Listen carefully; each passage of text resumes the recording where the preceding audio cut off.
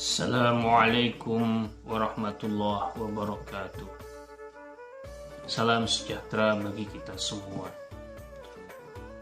Alhamdulillahirabbil alamin wassalatu wassalamu ala asyrafil anbiya'i wal mursalin wa ala alihi wa ashabihi rasulillahi ajma'in, amma ba'd. Puji syukur kehadirat Allah Subhanahu wa taala, Tuhan yang Maha Esa. Salawat kita kepada Nabi Muhammad SAW dengan ucapan Allahumma sholli ala Sayyidina Muhammad wa ala ali Sayyidina Muhammad. Bapak Ibu yang kami hormati, izinkan saya Agus Setiawan, sarjana ekonomi, salah satu peserta dari pendidikan kepemimpinan administrator di BPSDM Regional 3 Bukit Tinggi, di mana pada kesempatan yang berbahagia ini kami ingin mencoba mereview tentang materi yang telah diberikan kepada kami, yaitu tentang kepemimpinan Pancasila dan nasionalisme. Dan pada kesempatan ini pula kami ingin menguraikan sedikit makalah terkait dengan kepemimpinan Pancasila dan nasionalisme. Langsung kita ke latar belakang dari tema yang kita ambil. Salah satu cara mengaktualisasikan cara berwawasan kebangsaan adalah dengan mewujudkan nilai-nilai Pancasila yang ada pada semboyan negara kita. Pancasila yang diterima dan ditetapkan sebagai dasar negara seperti yang tercantum dalam pembukaan Undang-Undang Dasar 1945 merupakan kepribadian dan pandangan hidup bangsa. Sebagai salah satu langkah menerapkan komponen-komponen tersebut adalah dengan mencoba menyusun sebuah makalah yang mengambil tema kepemimpinan Pancasila dan nasionalisme. Identifikasi masalah yang kami rumuskan pada makalah ini adalah berapa besar nilai-nilai wawasan kebangsaan ini dipahami oleh semua orang, terutama pada kehidupan kita sehari-hari dan bagi para aparatur. Kedua, bagaimana rasa memupuk nasionalisme ini di tengah-tengah era globalisasi dan modernisasi. Ketiga, bagaimana nilai-nilai kepemimpinan Pancasila bisa dapat terwujud dalam bingkai berbangsa dan bernegara. Adapun tujuan dan manfaat dari makalah ini adalah untuk mencapai pemahaman utuh terhadap wawasan kebangsaan dan nilai-nilai kepemimpinan Pancasila serta nasionalisme, terutama bagi para pemimpin dan pelaku bangsa. Dan salah satu manfaatnya adalah menjadi masukan untuk meningkatkan kualitas pelayanan bagi para pemimpin dalam melaksanakan tugas-tugasnya setelah memahami dari arti nilai-nilai Pancasila dan nasionalisme. Selanjutnya kita langsung masuk kepada kerangka teoritis. Banyak teori-teori tentang wawasan kebangsaan, nasionalisme maupun kepemimpinan Pancasila serta bela negara. Pada kesempatan makalah ini kami akan memaparkan hanya satu teori dalam satu konsep. Pertama, kita ada teori tentang wawasan kebangsaan. Wawasan kebangsaan adalah cara pandang bangsa Indonesia mengenai diri dan lingkungannya, mengutamakan kesatuan dan persatuan wilayah dalam penyelenggaraan kehidupan bermasyarakat, berbangsa dan bernegara. Kesatuan atau integrasi nasional bersifat kultural dan tidak hanya bernuansa struktural, tetapi mengandung kesatuan ideologi, kesatuan politik, kesatuan ekonomi, kesatuan sosial budaya, dan kesatuan pertahanan keamanan. Ini menurut Profesor Muladi, Gubernur Lemhanas Republik Indonesia 2005-2011. Selanjutnya, nasionalisme menurut Ernest Renan adalah suatu keinginan besar untuk mewujudkan persatuan dalam bernegara.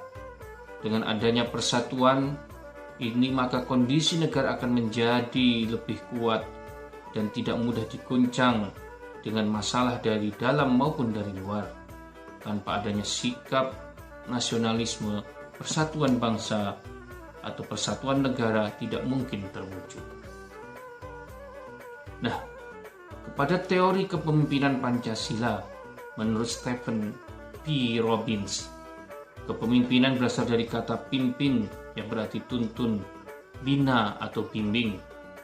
Dapat pula berarti menunjukkan jalan yang baik atau benar, tetapi dapat pula berarti menggepalai pekerjaan atau kegiatan. Kepemimpinan dapat pula didefinisikan sebagai seni mempengaruhi dan menengarahkan orang dengan cara kepatuhan, kepercayaan, kehormatan, dan kerjasama yang bersemangat dalam mencapai tujuan bersama. Kepemimpinan adalah kemampuan untuk mempengaruhi suatu kelompok untuk pencapaian sebuah tujuan. Ada satu titik, yaitu tentang bela negara. Teori tentang bela negara dijelaskan dalam pasal 9 ayat 1 Undang-Undang Nomor 3 Tahun 2002. Upaya bela negara adalah sikap dan perilaku warga negara yang dijiwai oleh kecintaannya kepada negara kesatuan Republik Indonesia yang berdasarkan Pancasila dan Undang-Undang Dasar 1945 dalam menjamin kelangsungan hidup bangsa dan negara. Upaya bela negara selain sebagai kewajiban dasar manusia juga merupakan kehormatan bagi setiap warga negara yang dilaksanakan dengan penuh kesadaran, tanggung jawab, dan rela berkorban dalam pengabdian kepada negara dan bangsa. Bapak, Ibu-ibu yang kami hormati, selanjutnya apa yang kita ungkapkan dalam kerangka konseptual terhadap makalah ini, yaitu bagaimana wawasan kebangsaan ataupun nasionalisme dan nilai-nilai Pancasila itu dapat diterapkan dalam kepemimpinan, dan kita mempedoman kepada kepemimpinan Pancasila. Selanjutnya kita kepada pembahasan terkait dengan wawasan kebangsaan dan kepemimpinan Pancasila. Kami mengambil poin-poin inti terkait dengan kepemimpinan Pancasila ini. Salah satunya adalah peran Pancasila dalam peran kepemimpinan. Kepemimpinan nasional memiliki peran penting mengimplementasikan falsafah Pancasila ke dalam kehidupan bermasyarakat, berbangsa, dan bernegara. Mengembangkan wawasan kebangsaan dan upaya-upaya peningkatan kualitas sumber daya manusia dalam pembangunan nasional.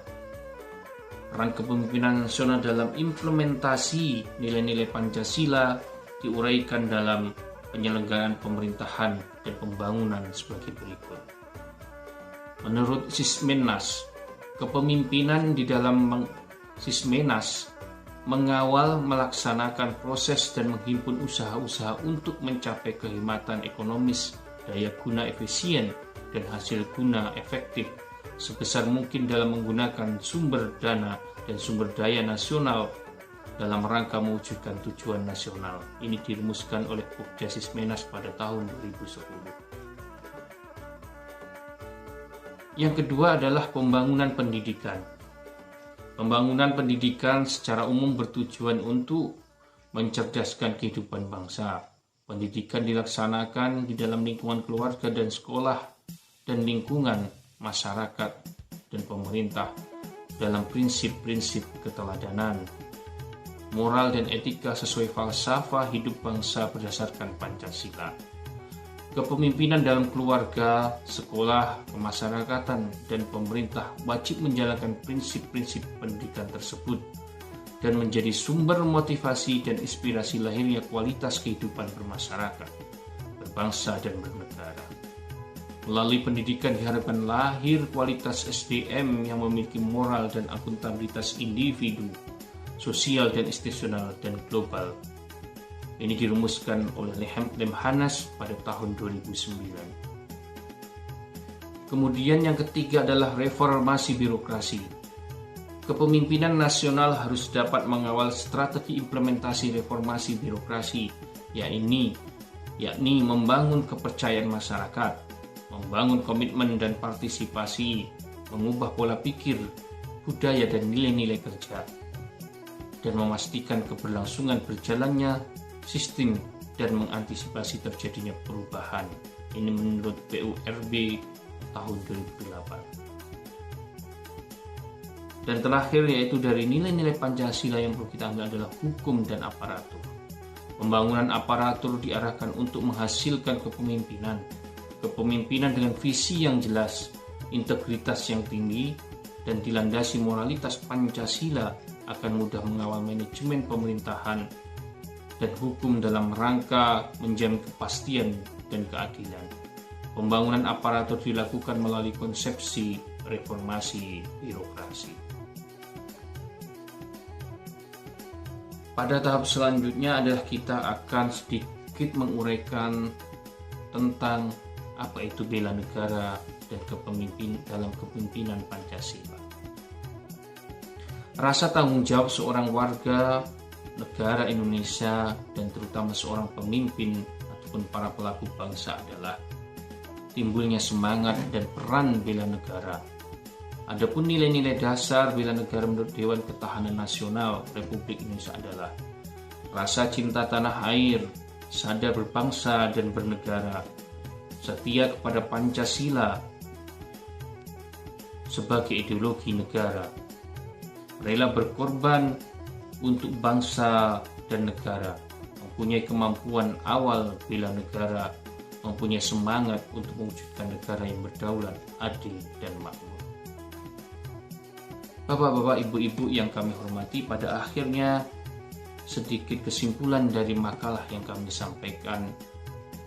Berdasarkan uraian makalah tentang kepemimpinan Pancasila dan nasionalisme, dapat diambil kesimpulan bahwa 1.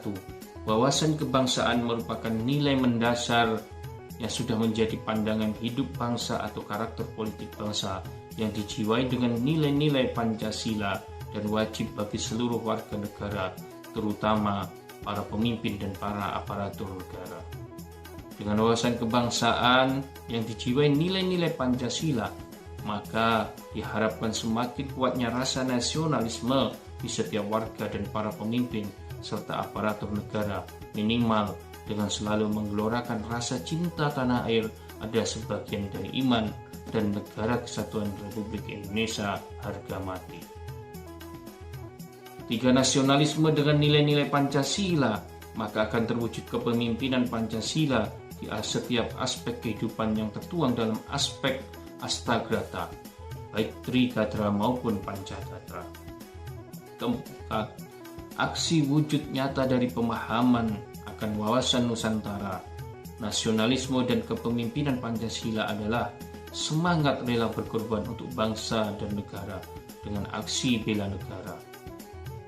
Sehingga dengan aksi bela negara oleh setiap warga, terutama para pemimpin dan aparatur negara, maka cita-cita tujuan bangsa ini mudah terwujud.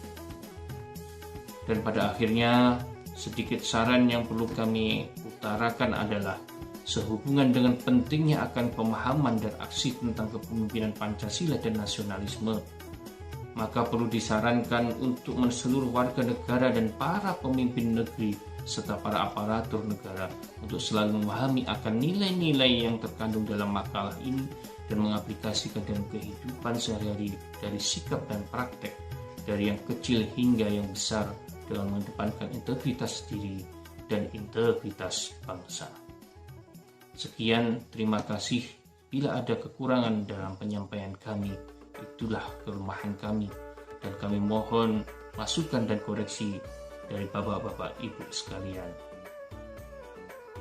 Kami mohon maaf dan kami akhiri, wallahul muwaffiq ila aqwamit thoriq. Wassalamualaikum warahmatullahi wabarakatuh.